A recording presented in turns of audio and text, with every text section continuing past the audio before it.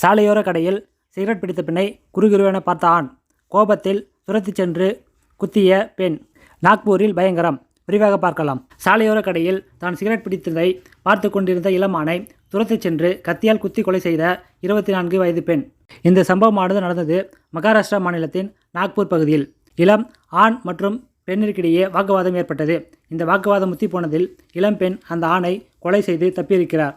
நாக்பூரில் சாலையோர கடையில் புகைப்பிடித்துக் கொண்டிருந்தார் 24 வயதான ஜெயஸ்ரீ.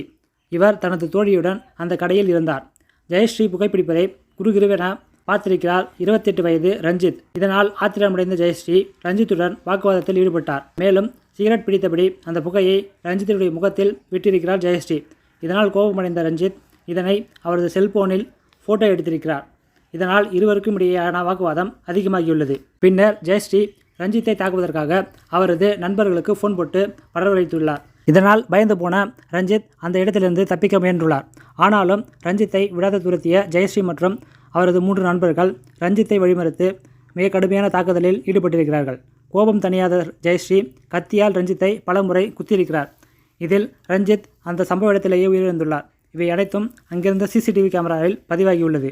இது தொடர்பாக அங்கு வந்த போலீசார் அந்த இடத்திலிருந்த சிசிடிவி காட்சிகளையும் ரஞ்சித் மற்றும் அவரது போனில் எடுத்த போட்டோ மற்றும் வீடியோக்களை வைத்து குற்றவாளியான ஜெயஸ்ரீ மற்றும் அவரது நண்பர்கள் 3வரையும் கைது செய்து விசாரணை நடத்தியுள்ளனர்.